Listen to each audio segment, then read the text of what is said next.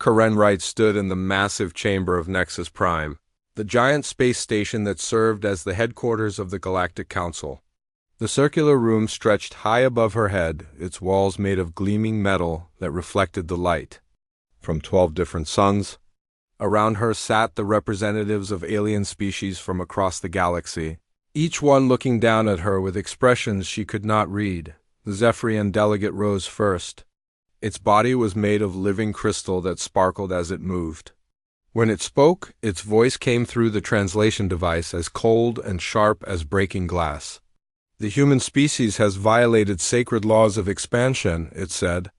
They have taken 3 worlds in the Kepler system and stripped them bare of all resources.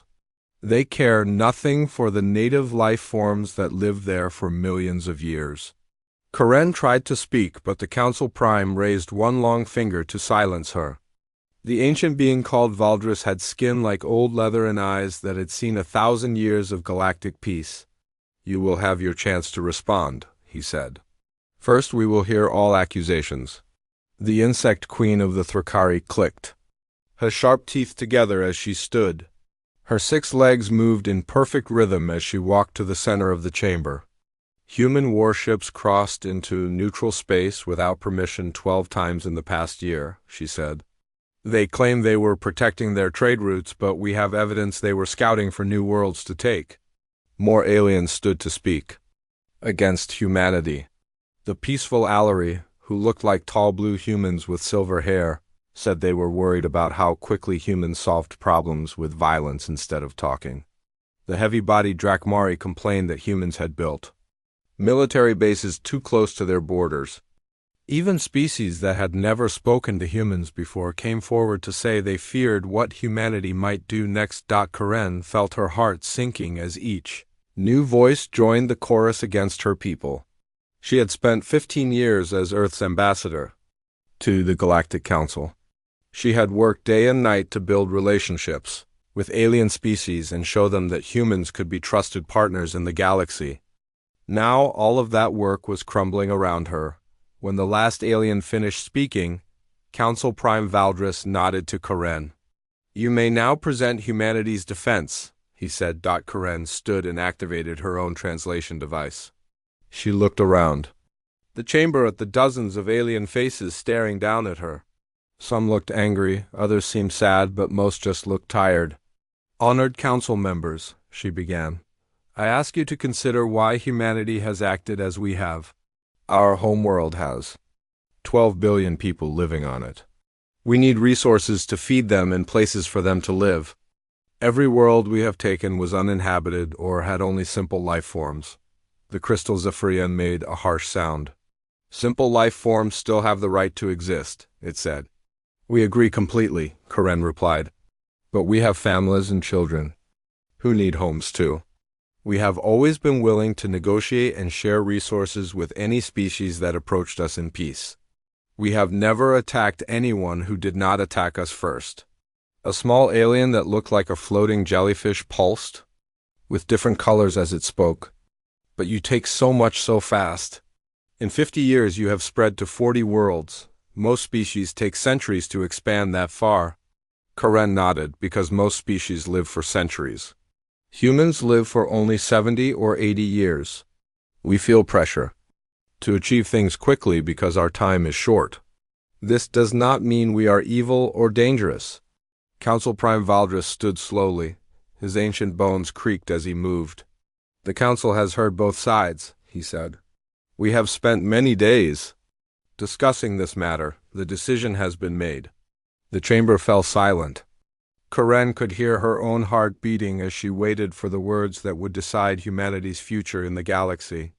The species known as humanity is hereby banned from the Galactic Council, Valdris said. All trade agreements between human worlds and council members are ended immediately. All diplomatic relations are cut. Humanity has 30 standard days to remove all of their people and ships from any disputed territory and return to their own star system. Karen felt like someone had hit her in the stomach. Please, she said, surely we can find some way to work together. Humanity has so much to offer the galaxy. The decision is final, Valdris said. He struck his gavel against the metal surface of his desk. The sound echoed through the chamber like a death bell. As the alien delegates began to file out of the chamber, Karen stood alone in the center of the vast room. Some of the aliens looked at her with what might have been pity. Others seemed relieved that the human problem had been solved. A few appeared worried about what might happen next. Karen walked slowly through the corridors of Nexus Prime toward the docking bay where her shuttle waited. The station was a city in space, home to millions of beings from hundreds of worlds. She had walked these halls countless times over the years, always feeling like she was part of something bigger than herself.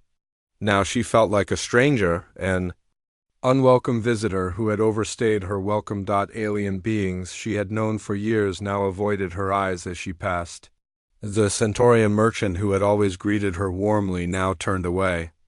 The young vegan students who used to ask her questions about human culture now whispered to each other and pointed at her as she walked by. Karen reached her shuttle and sealed the door behind her. She sat in the pilot's seat and stared out at the stars through the front window. Somewhere out there was Earth, the blue world where 13 billion humans were living their lives with no idea that everything had just changed. She activated the communication system and opened a secure channel to Earth, the face of President Jake Morrison appeared on her screen. He was a strong man with gray hair and kind eyes, but Karen could see the worry lines around those eyes as he looked at her. "The news is not good," she said before he could ask. "We are banned from the Council. Old trade agreements are ended. Old diplomatic relations are cut. We have 30 days to withdraw from disputed territories." President Morrison was quiet for a long moment. Karen could see him thinking, weighing options, considering what this meant for humanity's future. Finally, he spoke. "How many of them voted for this decision?" "All of them," Karen said. "It was unanimous." The president nodded slowly. "Then they have made their choice," he said. "And now we will make ours. Come home, Karen. We have work to do." As Karen set course for Earth, she thought about what the president's words might mean.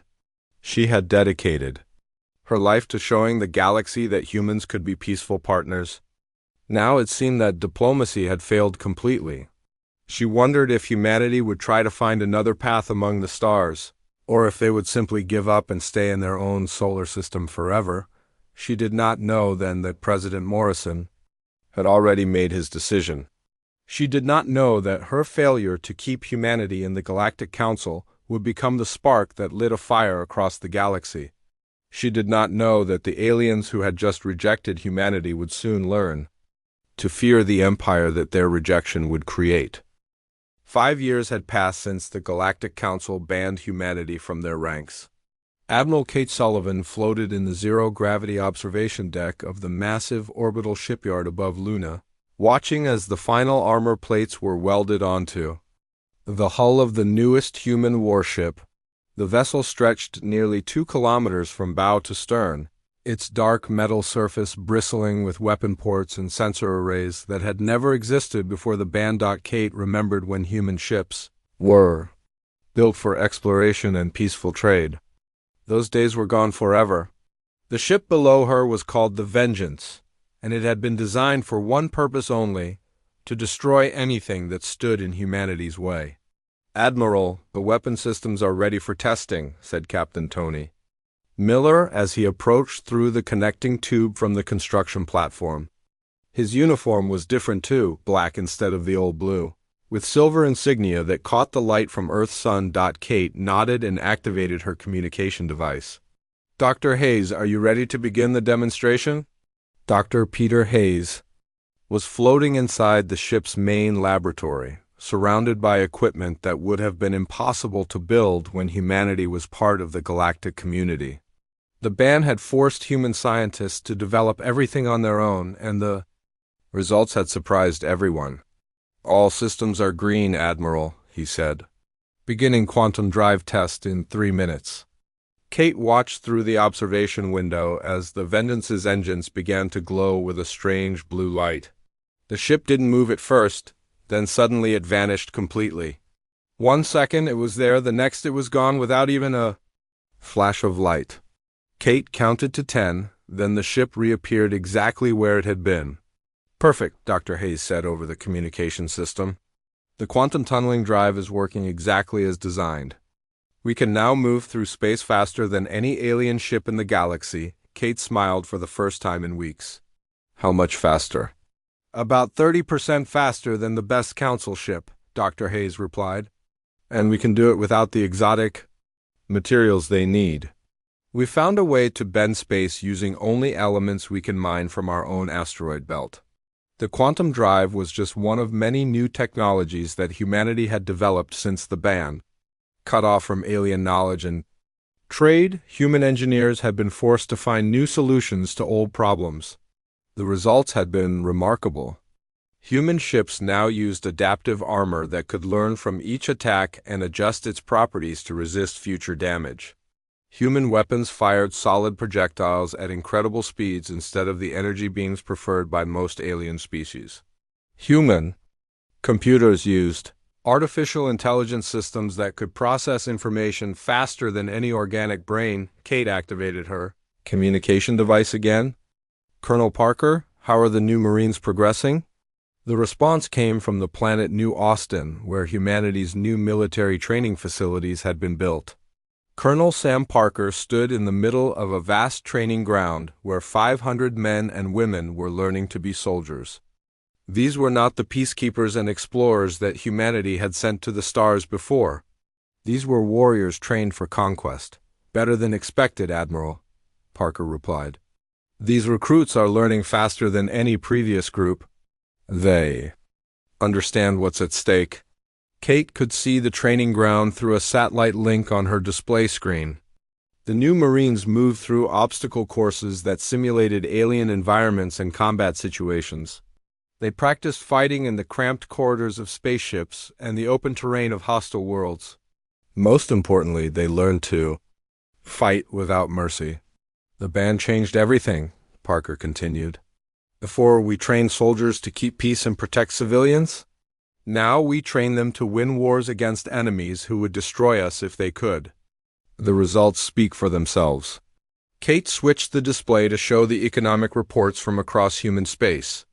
The transformation had been remarkable there, too. Linda Foster, who now ran the largest manufacturing company in human space, had converted her factories from making consumer goods to producing weapons and military equipment. Every human colony had been turned into a fortress world where civilian populations learned to fight. Alongside professional soldiers, the asteroid mining operations had expanded beyond anything previously imagined. Where once human miners had taken only what they needed, now they stripped entire asteroid belts bare to feed the growing war machine. The raw materials flowed to construction yards like the one where Kate now stood, where they were turned into the tools of conquest. Kate's communication device beeped with an incoming message from Earth. President Morrison's face appeared on her screen, but he looked different now, harder. The kind man with worried eyes had been replaced by someone who understood that kindness was a luxury humanity could no longer afford. Admiral Sullivan, I have new orders for you, Morrison said. Intelligence reports indicate that the planet New Eden has fallen under alien occupation. The Cathari Consortium moved in 3 days after our people were forced to evacuate. Kate felt anger rising in her chest. New Eden had been humanity's most successful agricultural world, home to nearly 2 million colonists who had spent 20 years turning a barren planet into a garden. The Cathari had taken it simply because they could, knowing that the band humans had no way to fight back. What are your orders, sir? Kate asked. Take the Vengeance and a full battle group to New Eden, Morrison said. Show the Cathari what happens when they steal from humanity. Show the entire galaxy that we are no longer the helpless species they remember. Kate saluted. It will be my honor, sir. And Admiral, Morrison added, remember that we can no longer afford to be gentle.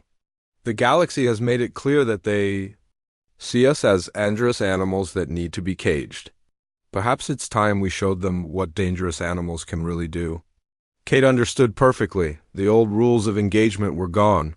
When human forces retook New Eden, they would not be operating under the careful guidelines that had governed human military action before the ban. They would be fighting to win, regardless of the cost to their enemies. As Kate prepared to board the Vengeance for its first combat mission, she thought about how much humanity had changed in just 5 years. The species that had once sought acceptance and friendship among the stars had been forced to become something else entirely. They had been rejected by the galactic community and left to face the universe alone. The aliens had expected humanity to fade quietly into obscurity, perhaps eventually dying out on their crowded homeworld. Instead, they had created something far more dangerous than anything that had existed before. They had taken a species known for its adaptability and determination and given it both a reason to fight and the tools to win. The Vengeance undocked from the construction platform and began moving toward the jump point that would take it to New Eden. Behind it followed a fleet of smaller warships, each one crewed by humans who had learned that in a galaxy that rejected them, survival meant being willing to do whatever was necessary to protect their own people. Kate looked out at the stars and wondered if the aliens who had voted to ban humanity were beginning to understand what they had unleashed. The battle for New Eden began just as the planet's sun rose over the main continent. Admiral Kate Sullivan watched from the bridge of the Vengeance as her fleet dropped out of quantum space at the edge of the system. Below them, the green and blue world that had once been home to 2 million humans now showed the scars of alien occupation. The Cathari had built a massive industrial complex, where the human capital city used to stand. From orbit, Kate could see the geometric patterns of alien architecture spreading across what had been farmland. Worse, she could see the work camps where the humans, who had been unable to evacuate, were forced to labor for their new masters. "Admiral, we have 12 Cathari vessels moving to intercept us," reported Captain Miller from his position at the tactical station. "They're using standard council formation patterns." Kate smiled grimly. The aliens still thought they were fighting the old humanity, the species that followed galactic rules of engagement and tried to minimize casualties. "Signal the fleet," she said. "Execute attack pattern Volf." The human ships scattered like leaves in the wind. Where the Cathari expected a traditional battle line, they found empty space. The alien vessels held their formation as they had been trained, waiting for the humans to arrange themselves for proper combat. They never got the chance. Captain Amy Foster led the first attack group, 3 fast frigates that appeared behind the Cathari formation like ghosts. Her ships fired their kinetic impactors at point-blank range, sending solid metal projectiles through the alien vessels' energy shields as if they weren't there. The Cathari shields had been designed to stop plasma bolts and energy beams, not chunks of dense metal moving at significant fractions of light speed. The lead Cathari ship lost power immediately, as the metal slugs tore through its engine compartment. The second ship tried to turn and fight, but Captain Foster's vessels were already gone, jumping back into quantum space before the aliens could return fire. "Second wave, you're clear to attack," Kate ordered. Captain Tony Miller brought his squadron in from a different angle, using the same hit-and-run tactics. The Cathari tried to adapt, spreading their formation to cover more space, but this only made them easier targets. Human ships appeared, fired, and vanished before the aliens could respond on the planet's surface. Colonel Sam Parker watched the space battle through his tactical display as his Marines prepared for the ground assault. They had landed on the far side of the planet while the Cathari were distracted by the naval engagement.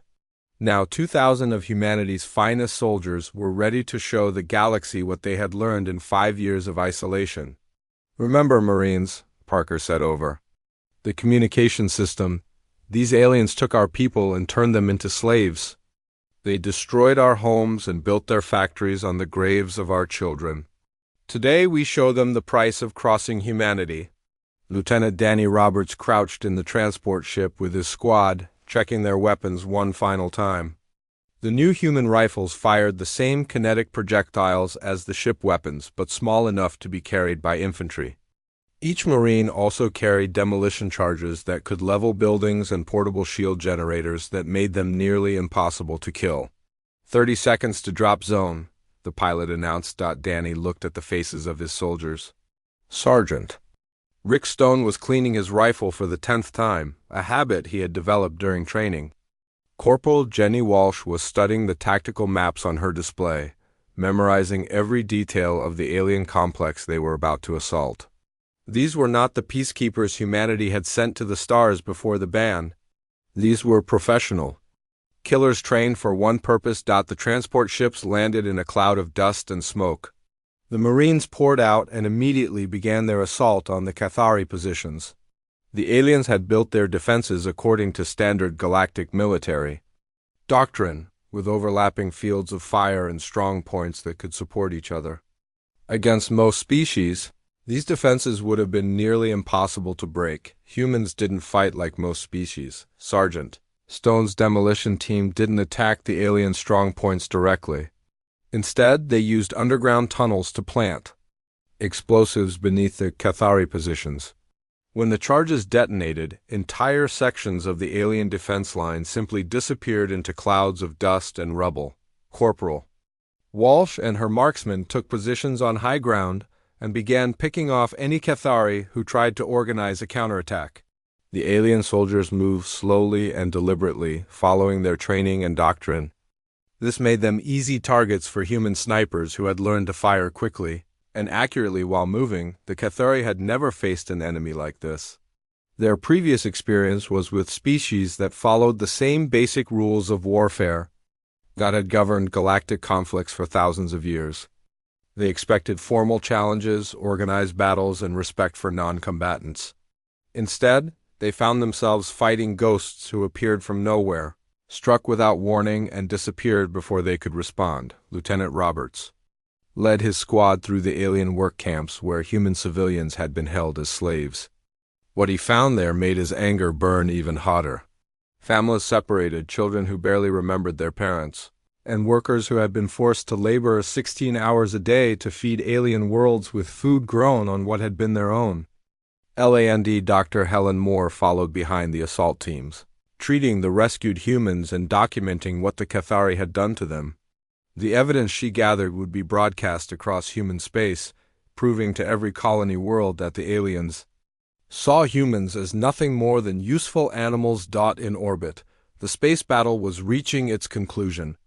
Half of the Cathari fleet had been destroyed or disabled, and the rest were trying to retreat. Admiral Sullivan had no intention of letting them escape to warn other alien forces about humanity's new capabilities. "All ships pursue and destroy," she ordered. "No survivors." It was a violation of every rule of civilized warfare that the Galactic Council had established over the centuries. Traditionally, ships that tried to retreat were allowed to leave, and survivors were treated with respect. Humanity could no longer afford such luxuries. The last Cathari ship exploded in a ball of fire as Captain Foster's squadron caught it at the edge of the system. Admiral Sullivan watched the light fade and felt a satisfaction she had never experienced during her years as a peaceful explorer on the planet's surface. Colonel Parker stood in the ruins of the Cathari command center. The alien commander, a tall creature with 4 arms and skin like tree bark, lay dead at his feet. Around him, his Marines were raising the flag of Earth over the liberated colony. "Admiral Sullivan," Parker reported, "New Eden is ours again?" Kate nodded and opened a communication channel to Earth. When President Morrison's face appeared on her screen, she could see the question in his eyes before he asked it. "Complete victory, sir," she reported. "The Cathari force has been eliminated and our people have been freed. We're ready to begin reconstruction immediately." Morrison smiled, and for a moment Kate could see something of the old man he had been before the galaxy forced humanity to become something harder. "Well done, Admiral," he said. "Broadcast the details of this victory to every human world and every alien communication network you can reach. Let the galaxy know that humanity has returned to the stars." As the news of New Eden's liberation spread across space, the Galactic Council members who had voted to ban humanity began to understand the magnitude of their mistake.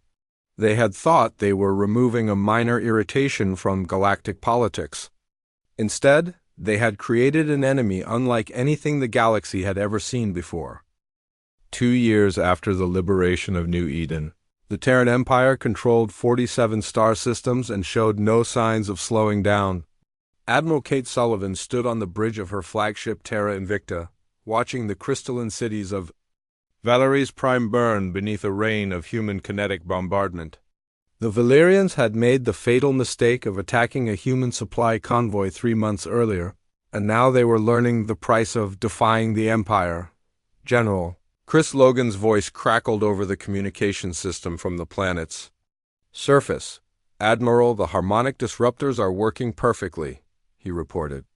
The Valerian crystal networks are shattering faster than they can repair them. Kate nodded with satisfaction. The Valerians were energy beings who lived inside massive crystal structures that covered their world like glowing cities. Traditional weapons were useless against them because they could simply flow from one crystal to another when attacked. Dr. Rachel Clark had solved that problem by developing weapons that vibrated at exactly the right frequency to shatter the crystals and trap the Valerians in vulnerable portable forms. "How many have surrendered?" Kate asked. "All of them," Logan replied. The Valerian High Council formally submitted to Imperial rule 1 hour ago. They've agreed to provide us with their energy manipulation technology and accept human governors for all their major cities. This was a new development in the Empire's expansion. Instead of simply driving aliens away from human territory, they were now forcing entire species to become vassals. The Valerians would keep their lives and some measure of self-government, but they would serve the Empire's interests above their own. Kate opened a communication channel to Earth, where Emperor Morrison waited for news of the conquest. The former president had officially declared himself Emperor of the Terran Empire 6 months earlier, and the transformation seemed to suit him. Gone was the worried politician who had struggled with difficult decisions. In his place sat a man who understood that the galaxy respected only strength. "Your Majesty, HFY has fallen," Kate reported. "The Valerian species has accepted imperial vassalage and will begin providing energy technology to our research facilities immediately." Morrison smiled from his throne room in what had once been the White House. "Excellent work, Admiral," he said. "How soon can you begin moving toward the next target?" Before Kate could answer, her tactical officer interrupted with urgent news. "Admiral, we're receiving priority communications from our reconnaissance networks," Captain Maya Thompson reported. "The Galactic Council has called an emergency session." Kate felt a moment of dark amusement. The same council that had banned humanity 7 years earlier was finally taking notice of what they had created. "What are they discussing, Captain?" "Intelligence indicates they're forming something called the Grand Alliance," Thompson replied. "Multiple species are pooling their military resources to create the largest fleet in galactic history." "Emperor." Morrison's expression turned serious. "How large a fleet?" Thompson consulted her datapad. "Over 2,000 ships, Your Majesty. Representatives from 12 different species, including some we've never fought before. They're calling it a containment operation." Kate felt her pulse quicken. The Empire's rapid expansion had been possible because they fought one species at a time, using superior tactics and technology to overcome larger numbers. A coordinated alliance of multiple species would be a completely different challenge. "Where are they assembling?" Morrison asked. "The Nexus shipyards, Your Majesty," Thompson replied. "The same system where the Council banned us 7 years ago." Morrison was quiet for a long moment, considering his options. Kate could see him weighing the risks of fighting such a massive force against the alternatives. Finally he spoke with the calm certainty that had made him an effective emperor. "Admiral Sullivan, you will prepare the entire Imperial fleet for battle," he ordered. "Every ship, every marine, every weapon we possess. If the galaxy wants to test our resolve, we will show them what the Terran Empire is truly capable of."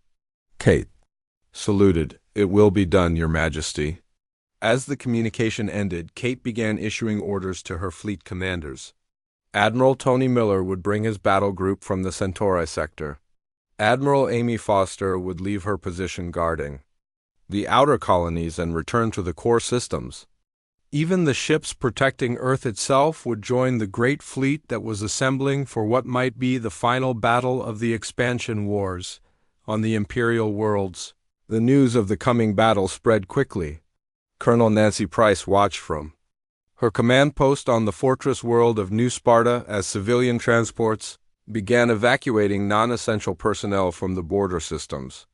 The Empire had learned from the aliens' mistakes 7 years earlier, and was taking no chances with the safety of its people. Sergeant Billy Clark stood guard at a munitions depot on his homeworld of New Kansas, watching as automated systems loaded the latest quantum cascade weapons onto transport ships bound for the fleet. His planet had been a quiet farming community before the ban, but now it bristled with defense platforms and military installations. Every human world had been transformed into a fortress, ready to defend itself if the main fleet failed. Dr. Peter Hayes worked frantically in his laboratory on Luna, putting the finishing touches on humanity's most advanced weapons systems. The quantum cascade torpedoes were still experimental, but early tests suggested they could chain react through entire enemy formations. Against a fleet of 2,000 ships, such weapons might be the key to victory on Valeri's prime general. Logan received new orders that made him smile grimly.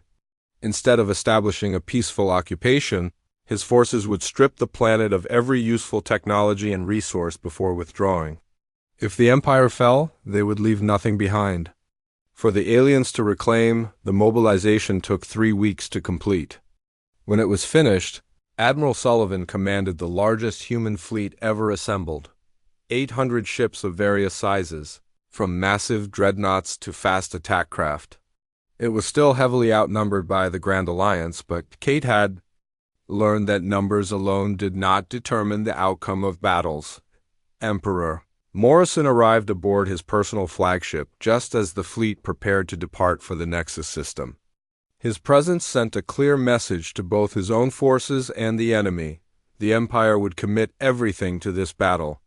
There would be no retreat, no negotiation, and no surrender. Admiral, Morrison said as he took his place on the bridge of the Terra Invicta, the galaxy rejected us once before because they feared what we might become. Today we show them they were right to be afraid. Kate nodded and gave the order that would determine the future of human civilization. All ships jumped to Nexus system. Today we end this war once and for all. As the Imperial fleet vanished into quantum space, heading for the climactic battle that would reshape the galaxy, the aliens who had started this conflict 7 years earlier prepared to face the monster they had created through their own fear and prejudice. They had wanted to cage humanity, but instead they had forged them into the apex predators of the galaxy. The final test was about to begin. The Battle of Nexus began at dawn on the 3rd day after the Imperial fleet arrived in the system. Admiral Kate Sullivan watched from the bridge of the Terra Invicta as 2,000 alien ships arranged themselves in the traditional council formation. A massive wall of firepower that stretched across space like a metal constellation. At the center of the enemy fleet flew the flagship of War Admiral Dekvar, the legendary Drakmari commander who had never lost a battle in 40 years of service. Emperor Morrison stood beside Kate, his hands clasped behind his back as he studied the enemy formation. They still think this is a traditional battle, he said quietly. They expect us to line up and trade shots like civilized species, Kate smiled grimly. They're about to learn that we stopped being civilized the day they banned us from their council. The human fleet spread out in their Volpack formations. 800 ships against 2,000, but with advantages the aliens could not imagine. Captain Tony Miller led the first attack wave, his squadron of heavy cruisers equipped with the latest Valyrian energy enhancement systems. Behind him came Captain Amy Foster with her fast attack ships, each one loaded with quantum cascade torpedoes that Dr. Hayes had finished perfecting just days before the battle.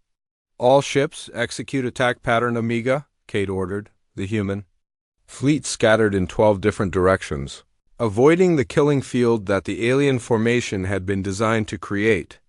War Admiral Dekvar tried to adjust his battle line to meet the multiple threats, but his ships were too large and slow to match human maneuverability. Captain Miller's cruisers struck first, appearing behind the alien left flank and unleashing a barrage of enhanced kinetic weapons. The Valerian energy system supercharged the human projectiles until they punched through alien shields like paper. 3 Zephyrian crystal ships shattered into glowing fragments before they could return fire. Captain Foster's attack came from below the enemy formation, her ships using quantum tunneling drives to appear inside the alien defensive perimeter. The cascade torpedoes she fired were Dr. Hayes' masterpiece, weapons that could create chain reactions through multiple enemy vessels. When the first torpedo struck a Cathari battleship, the explosion jumped to 2 nearby vessels, then to 4. More, then to 8. Within minutes, 30 alien ships had been destroyed or disabled by weapons that rewrote the laws of physics at the quantum level.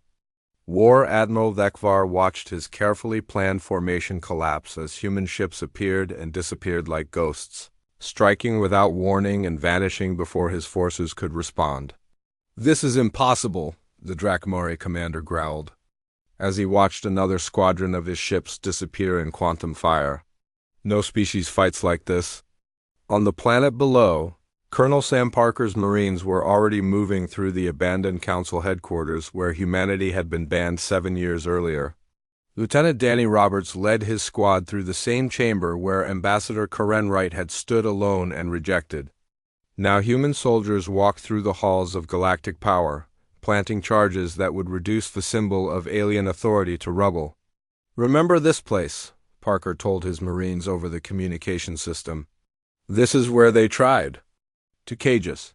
Today we show them what happens when you corner a predator." In space, the battle had become a massacre. The Grand Alliance fleet, designed to fight according to traditional galactic warfare doctrine, could not adapt to human tactics quickly enough. War Admiral Thekvar tried to break his formation into smaller, more maneuverable groups, but this only made them easier targets for human Volpacks. Emperor Morrison watched the destruction with cold satisfaction. "Signal all ships," he ordered. "No enemy vessel is to escape this system. The galaxy will learn today that defying the Terran Empire has consequences." Captain Maya Thompson, commanding the stealth ship Phantom, hunted down alien vessels trying to flee toward the jump points. Her ship appeared behind a fleeing Allery cruiser and fired a single quantum torpedo. The explosion tore through the alien vessel's engines, leaving it drifting helplessly in space. "This is Captain Thompson to fleeing vessel," she broadcast on all frequencies. "You have 30 seconds to surrender before I finish what I started." The Allery captain's reply came through the translation system, his voice shaking with terror. "We surrender, please. We have families aboard this ship."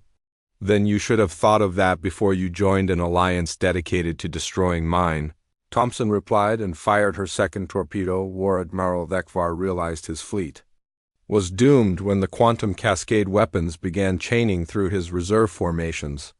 Ships that had never been directly attacked exploded as the chain reactions reached them, spreading destruction like a plague through the tightly packed alien vessels. "All ships, retreat to the outer system," he ordered. "We cannot win this battle." But Emperor Morrison had anticipated this move. Admiral Sullivan's reserve fleet emerged from quantum space at the system's edge, cutting off the alien escape routes. The Grand Alliance was trapped between 2 human forces, with nowhere to run and no way to fight effectively. "War Admiral Thekvar," Emperor Morrison broadcast on all channels. "This is Emperor Morrison of the Terran Empire. Your fleet is destroyed, and your cause is lost. Surrender now, and I will spare the survivors." The Drakmari commander looked around his ruined bridge at the bodies of his officers and the sparking control panels. Through his viewscreen, he could see the wreckage of 2,000 ships floating in space like a graveyard of galactic ambition. "I am War Admiral Thekvar of the Grand Alliance," he replied with as much dignity as he could manage. "I formally surrender my remaining forces to the Terran Empire." The Battle of Nexus was over. Of the 2,000 ships that had assembled to contain humanity's expansion, fewer than 100 survived to surrender. The Grand Alliance that was supposed to stop the Terran Empire had been destroyed in a single day of fighting. Emperor Morrison stood in the ruins of the council chamber. where humanity had been banished, wearing the crown that had once belonged to Council Prime Valdris. Around him, representatives from dozens of species knelt in submission. Some had joined the Empire willingly after seeing the fate of those who opposed it. Others had been conquered and forced to accept human rule, Ambassador Koren right now. Bearing the title of Imperial Foreign Minister, read the terms of surrender to the assembled aliens. The Galactic Council was dissolved. All former Council territory would be administered by the Terran Empire. Any species that wished to maintain independence could do so, but they would recognize human authority in all matters of interstellar importance. The age of alien dominance is over, Morrison declared as the ceremony concluded.